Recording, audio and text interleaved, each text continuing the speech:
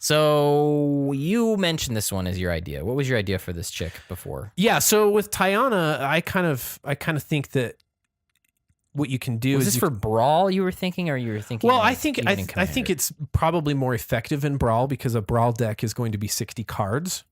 And so you can your odds of drawing. So you can more easily land these things, but I still think you could pull it off in Commander, which would be Tiana reading her whenever an R or equipment you control is put into a graveyard from the battlefield, you can return that card to its owner's hand at the beginning of your next end step.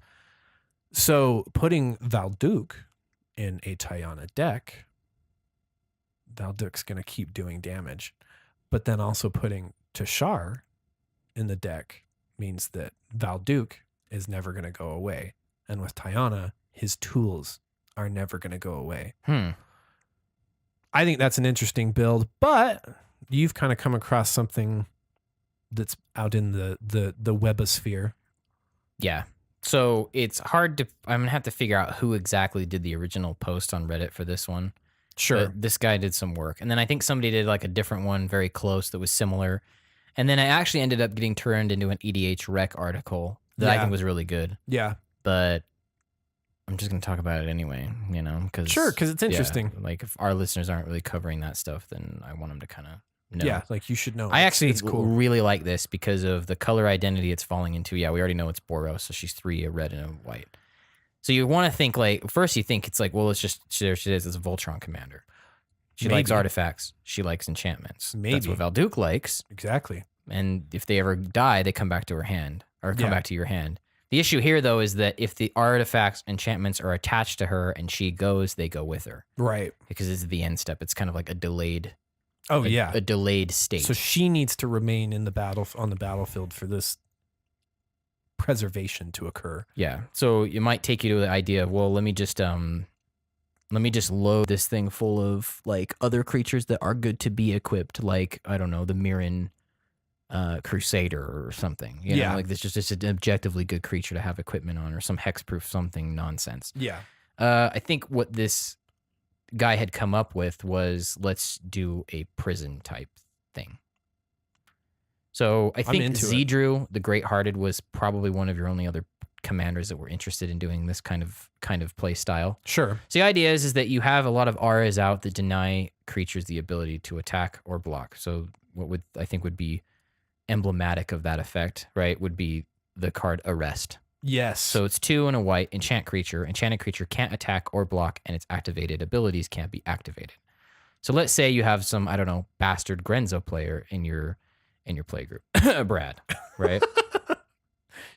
Fuck off. This shuts that down, and he's in Rakdos, so yeah. I don't know, get bent. But let's say he resolves an Ashnod's Altar, and he's that desperate. So he's just like, fine, fuck you, I'm just going to sacrifice this thing, and now the arrest falls off. Well, because of your very, glass half full, positive, can-do attitude angel, it's just going to pop back into your hand. Dude, read her flavor text, man. Come on, read it. Dude, well, yeah. Nothing is too broken to mend. So that's a can-do attitude. She's one of them optimists I keep hearing about. I'm probably one of those optimists I keep hearing about. I'm about halfway through the Dominaria story. She's fucking annoying. What? I mean, look at her face. Like, she's just fucking annoying. Why? What is she? She's the angel that's late to the party. Okay. Like the Avacyn was really late. Yeah, like she made up for it. Yeah, like the people have been fucked it up again. Like hitting the people of Sarah, like the Sarah Church or whatever. They've been praying to Sarah for this like angel to help protect them. Okay. Well, like Tiana is the answer to their prayers, but like really this chick, but like decades too late. So there's nothing there for her to do, and so she just gets into just gets into repairing shit, specifically the Weatherlight. Like she's just like, I don't know what I'm supposed to do, so I guess I'll become a mechanic. That was Tiana's calling. Whoa. Talk about like trying to fit art to a card to a story. Right. I wonder what order those like were fired in. Yeah, I don't know. That would be an interesting to look into. But okay, this annoying fucking angel she's got some shit to do with her optimism. Yeah. Huh. Is she like super optimistic in the story? Well, She's yeah, just like, "Yay, she's can kind of do." like at first she's one of those like self-deprecating types of people, just like, oh, I'm fucking nobody loves me, fucking, and then someone like hooks her up with a wrench, and she's like becomes a grease. She found monkey. her purpose. She's just like, She's let's do it. she's like actualized. As soon as Right. you hand her a wrench, she's actualized. She's like, fuck, this was my calling. God damn, that's interesting. Thanks for bringing the Vorthos. I know, right? You're welcome. So I think what I like about this guy's list is that it's elegantly simple. Okay. The enchantments stay on other creatures, and you just, you're kind of extorting people slash putting them in prison, limiting what they can do. And even if the creatures die, they pop back. So I think one of the priorities in the deck is to try to give her some sort of indestructibility so she can evade, because she's got to be in play. Yeah, she's got to be there for her benefits. Yeah, so Dark Steel Plate would be really good. Okay. Really even indestructibility would be okay because it's an aura, so even if it itself gets broken, at least she can survive it. Yeah. What else? What's another thing that would keep her in what's the play? one from Gift of Immortality? I was gonna say, would Gift of Immortality work with like the stack on that, where like her thing takes priority? Or no, because so it says when so Gift of oh, Immortality. she returns, but then the gift. But it of wouldn't be in. Immortality. I don't think it. I think you control the triggers. Because you control both triggers, so you can choose how this is going to go down. Okay. So it's 2 and a white. Whenever enchanted creature dies, return target card to the battlefield under its owner's control. So it's enchanted Tiana. Tiana gets blipped. Yeah, now everyone's like, okay, the shit's gone. No, it's not. And then she comes back into play. This goes to the graveyard instead. Okay. And then I think it says at the beginning of the next end step, it comes so back because to you her. control it trigger and her trigger, you can just say,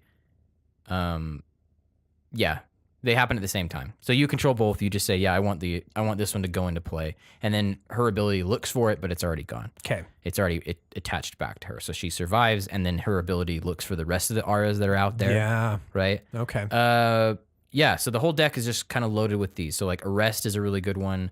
There's Bonds of Faith. Right, Yeah. 1 and a white enchanted creature. It gets +2/+2 as long as it's human. Otherwise, it can't attack or block. One that it's pretty damn good with this is the Bound in Moonsilver. It's 2 and a white enchanted creature. Enchanted creature can't attack or block or transform. I don't know how. I mean, I guess somebody's got some werewolves out there. Maybe. Yeah, if you've got that guy in your play group that's trying to make werewolves happen. It's not going to happen. Anyway, enchanted creature can't attack or block, but what's really good about it is sacrifice another permanent. So let's say we go back to that Arrest, right? Yeah. And then you can move this, so you can attach Bound by Moonsilver to a target creature. Activate this ability only once each turn, or anytime you can cast a sorcery. So let's say some new threat enters that's needs dealt with. You can use the Moonsilver to grab the Arrest off something else, release somebody else's, move the Moonsilver onto the new threat, maybe politic with the guy that you originally put the Arrest on a little bit, right? Something like that. It just gives you the flexibility to move these things around, right?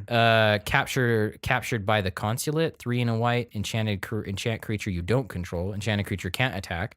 Whenever an opponent casts a spell, if it has a single target, change the target to enchanted creature if able. So if they're enchanting something with, like, say you have another Voltron or something like that, Sure. like you can just direct it to this nerfed creature that's nerfed because it can't attack. You're like, oh, you've got your own Gift of Immortality? Cool. Let's put it over here. Right. Or let's say somebody tries to do a kill spell on your Tiana. Sure. You can redirect it to this other thing. It dies. This thing comes back to your hand at the end of it. Do you see how fucked this deck is? Funny, dude? Like, dude. yeah, it's just full really of stuff like funny. this. Compulsory Rest, 1 and a white. Enchanted creature can't attack or block. Hey, but the creature gains pay 2 sacrifice that you can gain 2 life. Yeah. Then go ahead and do that, but it's gonna put Compulsory Rest right back into your hand. That's fucking funny. Curses are actually auras.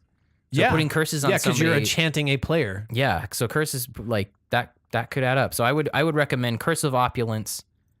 It's just the lowest mana one. Oh yeah, because you're gonna get yourself some anytime that person's attacked or gold or whatever. Yeah, you'll get anytime they're attacked, the attacker gets gold and you get gold. The Curse of Exhaustion. They can only cast one spell each turn. That one's fucked. I actually really like that one. Yeah, 2 a white and a white. Enchanted player can't cast more than one spell a turn. And the thing to me that's appealing about this, because like whenever you're doing curses, you're kind of like, it's such a final decision. You're like, oh, I've chosen to curse you, and you're fucked the rest of the game with this curse until it's gone. But then somebody can destroy it, and you're like, all right, thanks. Now I'm going to put it on somebody else. Or maybe you're still out of control, you little bastard. Yeah. And I'm going to put it back on you. Moving these around is plausible with her. Yeah. Especially with that arrest with Moon Silver, whatever. Yeah. Thing. Curse of Bloodletting. Anybody gaining life? Anybody gaining life? Yeah. 3 a red and red. Enchant player. If a source would deal damage to the enchanted player, it deals double that damage instead. Ooh. Detainment spell, it's 1 mana. Enchanted creature, activated abilities can't be activated, but then you can move that one around too. Okay. That one's like for something that's not necessarily ever going to attack. You just kind of load that onto something that, you really don't want. Yeah. Frenzied Fugue. This one actually was a commander only card. 3 and a red, enchant permanent. When Frenzied Fugue enters the battlefield at the beginning or at the beginning of your upkeep, gain control of enchanted permanent until end of turn. Untap that permanent and gains haste till end of turn. So it's kind of like an always, like, hey, you get it on your upkeep kind of thing, whatever that thing is. They're Planeswalker, you keep pushing off an ultimate, right? You keep setting the down and getting the down effect, which usually are pretty good, but they never get to their ultimate. Their commander, I don't know, you name it. But this thing ain't going anywhere as long as the angel stays in play. Yeah. Another really good one is the Umbras. I was going to say, like, if you're going to do the whole indestructibility package, you're going to want to grab the Umbras because they're going to take place of the damage and then pop back into your hand. They synergize very well with her. So the lowest one would be like the Hyena Umbra. It's one red, or sorry, one white. Enchanted creature gets +1/+1, has first strike, whatever. But it says totem armor. If the enchanted creature would be destroyed, instead remove all damage from it and destroy this aura. But then this aura comes back to your hand.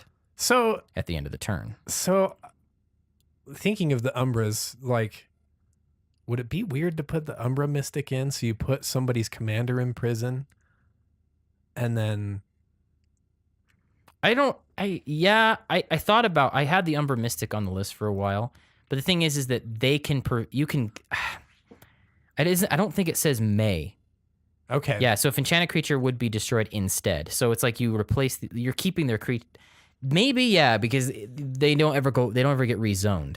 Yeah. But the thing is these come back at the end of the turn. So there is a turn so you don't have a chance to recast recast them anyways. Like, yeah, but I don't know.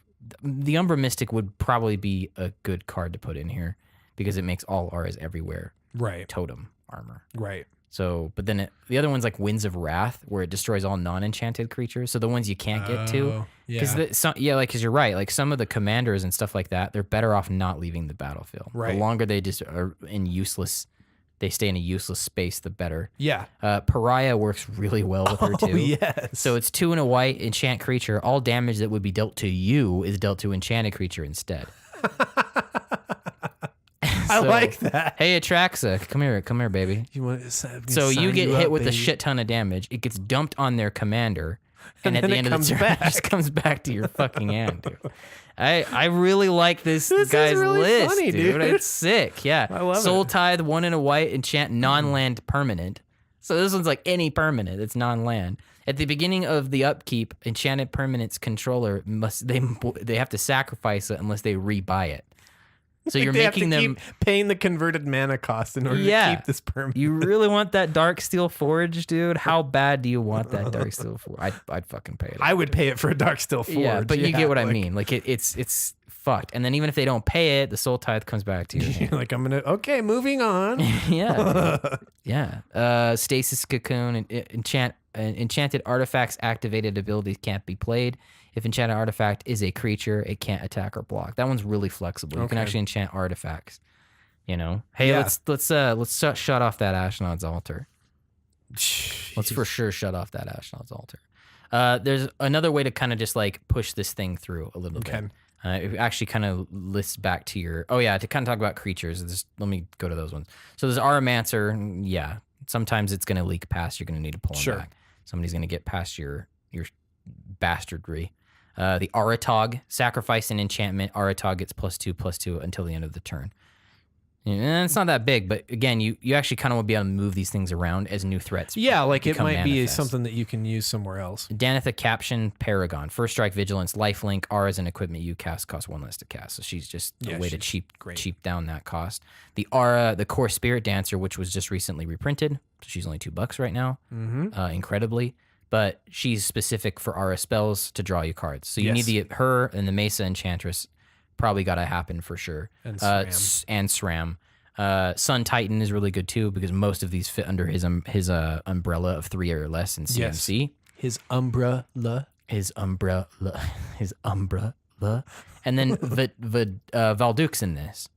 Oh yes, he's a great target because you can put ethereal armor on him, which will make him really big.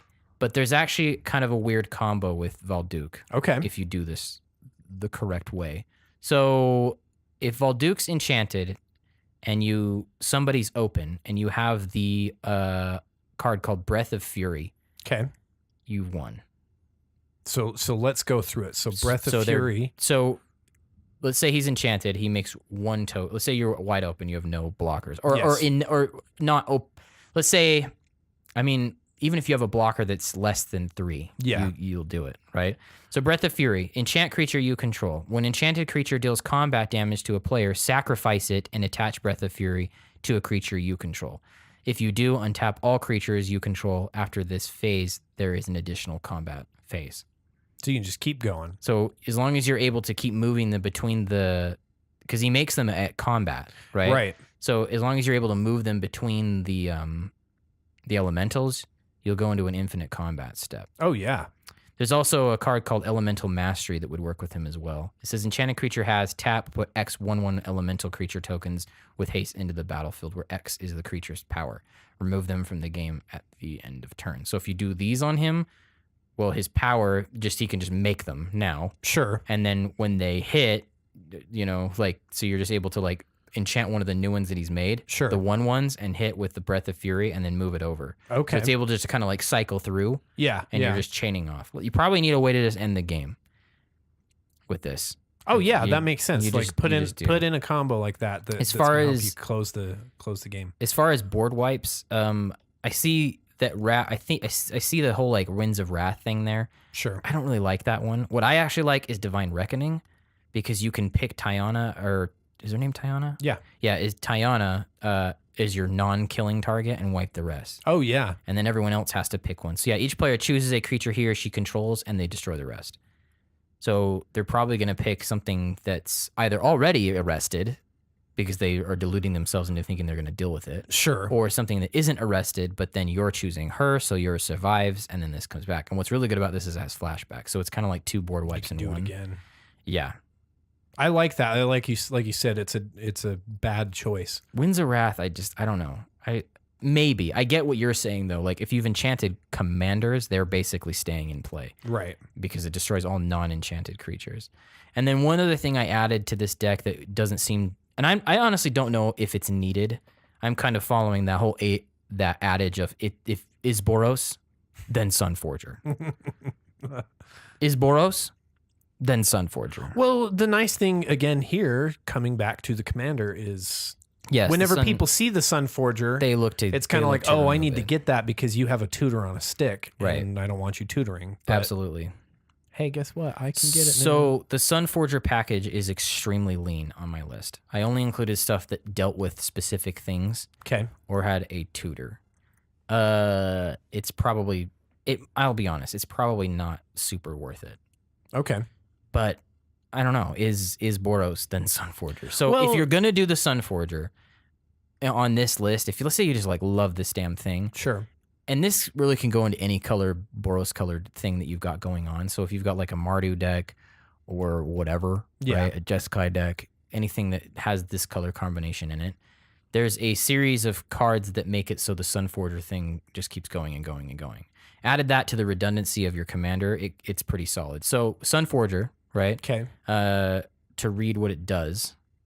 Do you have it pulled up? I actually don't have it pulled up. Okay, I'll just pull it up. Grab it. Go to my artifacts on this list. All right, so it's 3 mana. Equipped creature gets +4/+0, and it has the equipment price is 3. So you can pay 1 and a white, unattached Sunforger, search your library for a red or white instant card with convertive mana cost or 4 or less. Cast that card without paying its mana cost, then shuffle your library. So there's a number of cards that you can use for this. You can use it for a Path of Exile. Yeah. You can use Return to Dust with this bad boy. You can actually do Settle the Wreckage now. That will do it. But the first one that you probably should try, depending on how pressured you are at this moment when you've got your Boros Sunforger obligatory artifact going, right, is a card called Tithe. Sorry, it's $15, but it just is really fucking good. It's going to help you. So it's 1 mana. It's an instant. Search your library for a Plains card. If the target opponent controls more lands than you, you may search your library for an additional Plains card, reveal that card, and put them into your hand, then shuffle your library. Okay. So the first target that you're going to go find, and I'm going to apologize again, is a land called Mistvale Plains. It's an uncommon from freaking Shadowmoor of all places, right? So Mistvale Plains comes into play, capped, which sucks. But here's where you start seeing what I'm talking about.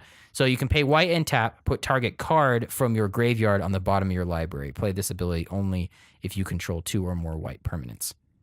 Okay. So you will always pick the other Sunforger targets because it can keep grabbing that Path of Exile over and over and over again. Right. You can grab the Settle the Wreckage over and over and over again. I don't see you needing that. What would be really ideal is that you can grab your Enlightened Tutor over and over and over again and tutor every aura that you possibly could want into play. That's dope. So yeah, Enlightened Tutor is an instant. Search your library for an artifact or enchantment card, reveal it, and reveal that card, shuffle your library, and put it on top of it. Yeah. So you're going to grab every prison effect. You're going to grab that combo that ends the game pretty much as long as you have openings, which you might, because they're arrested. A lot of these creatures are arrested. Yeah, I mean, you're going to put block. people in a position that they can't, right? Yeah, they're pacified, arrested, imprisoned, things like this. Yeah. Chaos Warp, I guess you could keep grabbing a Chaos Warp, but that's if you're just insane. I don't know if you'd really want to do that. Return to Does, you can exile every... it's slow as hell, but I mean, welcome. I feel like I've said this a lot in this episode. You got to take what you can get. That's an extremely expensive combo. I mean, let's be fucking honest. It's like $15 to $17 for the Tithe. Yeah. Plus the Enlightened Tutor. Yeah. Plus the Mistvale Plains. You know.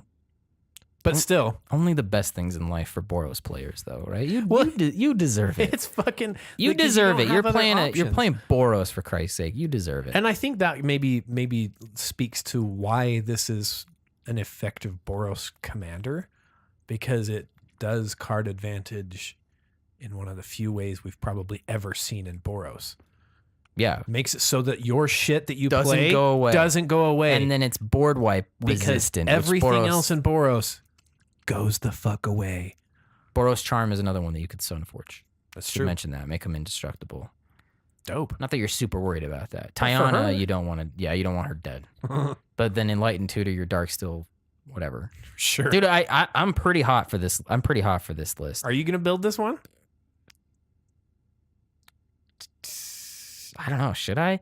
I already have that Marquesa politics thing that we did for one of our listeners. I made that fucking list. The whole like deflecting palm kind of thing. Like I feel like this kind of falls into that a little bit. I guess it's true. It has a similar feel to it. Yeah. How would you feel if somebody else in the group had this deck? I'd laugh. I'd just be like, I mean, what are you gonna do to me? You know what I mean?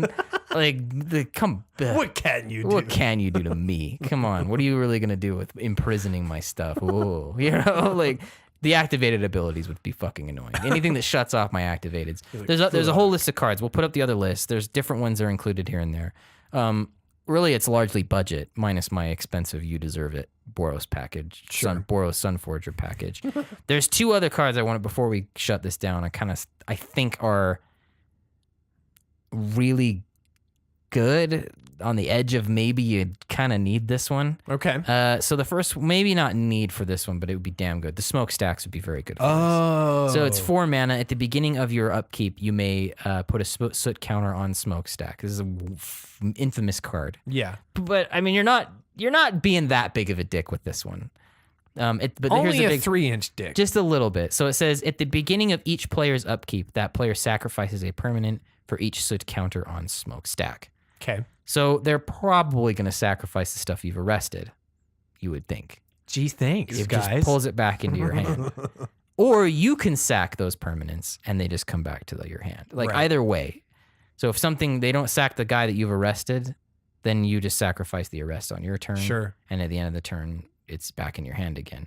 And then the second piece that would be, I feel like is actually kind of important for this list Okay. is Valduk Orrery. If it doesn't get reprinted this year, I'm going to freak the fuck out. Yeah. We already honestly, know that Wizards is way fucking in tune with whatever the command zone is doing, and I am blaming them for the freaking price of this card. Right. I remember when it wasn't high, and sorry, they're right. It's a damn good card. Yeah, And they are. The price is just shot the fuck up, so it's at $20. But they come back into your hand at the end of the turn.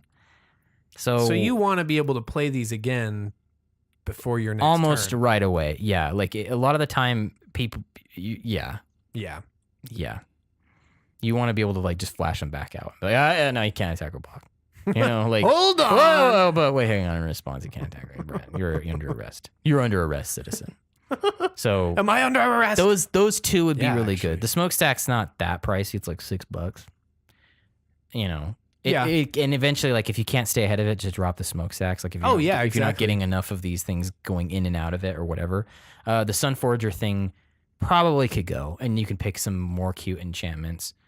But I don't know. I just feel like if you're gonna play a Boros deck, you really do need something that's solid and hard for people to like kind of get through. Oh, yeah. And the Sunforger package, but I don't know, man. The list is good. This is a solid list. There's some It's solid. all of the ones I've seen don't include any Sunforger stuff. And I mean, think about what you really need for Sunforger. You don't need like all the instants and sorceries. You need something that deals with probably enchants and artifacts. Yeah.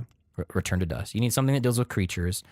So depending on the meta, it's either Path to Exile or Swords to Plowshares. Swords of Plowshares or Settle the Wreckage. Oh, yeah. One of those two, depending on like what kind of meta you're in. If you're in a very wide meta, then Settle the Wreckage. And then you need something that can tutor your own stuff out to really like, okay, should I not need to answer anything? Then I need to make problems for people. Right. So if I'm not going to be answering stuff with Sunforger, you want to be unequipping that Sunforger every turn. Oh, yeah. If you have this Mistveil Plains Tithe thing going. Sure. So that you want something that just like, well, I can't think of anything better than the Enlightened Tutor because it grabs everything that's related to your commander, like all your Auras and enchants. Yeah, it Or, I mean, puts you, all it your puts you auras in a and position equipment. that you can end step with that one and then draw the card that you just tutored and play it on your turn. Right. And then I think maybe the fifth one is either like a wild card, like maybe, I mean, can't get much wilder than Chaos Warp.